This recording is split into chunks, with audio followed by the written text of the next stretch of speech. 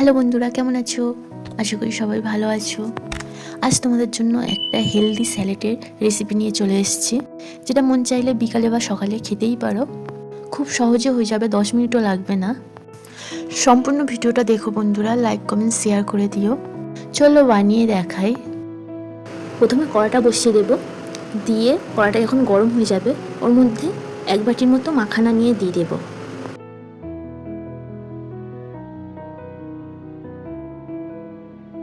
কিছুক্ষণ ভাজবো, ভাজার পর একটু হাত দিয়ে চেপে দেখবে একটু শক্ত হয়ে যাবে, ভেঙে যাচ্ছে, তখন জানবে যে মাখানাটা হয়ে গেছে, নামিয়ে নিতে হবে।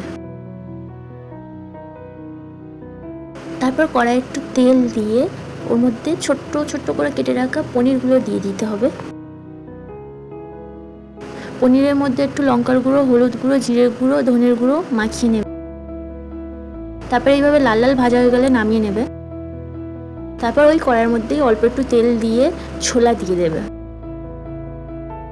ছোলার মধ্যে লবণ, লঙ্কার গুঁড়ো, হলুদ গুঁড়ো, জিরের গুঁড়ো আর ধনের গুঁড়ো দিয়ে নেব।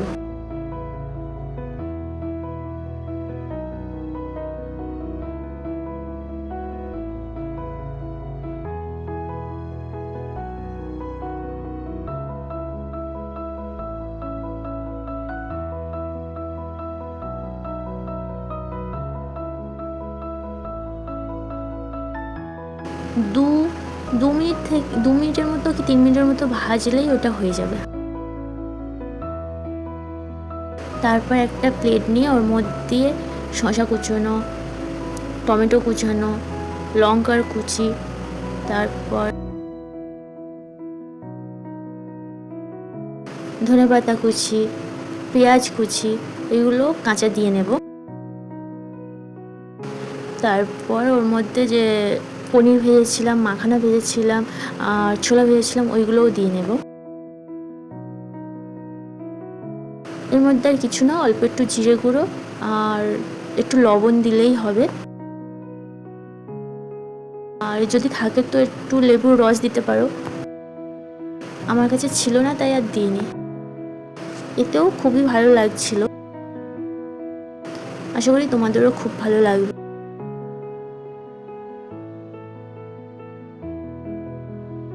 অল্প একটু আমার কাছে চীনা বাদাম ছিল, এটাও দিয়ে নিয়েছিলাম। এটা মিক্স করে নিলেই রেডি হয়ে যাবে। অবশ্যই বাড়িতে একবার ট্রাই করো। ভিডিওটা কেমন লাগলো অবশ্যই জানিও। কাল আবার একটা নতুন ভিডিও নিয়ে আসবো।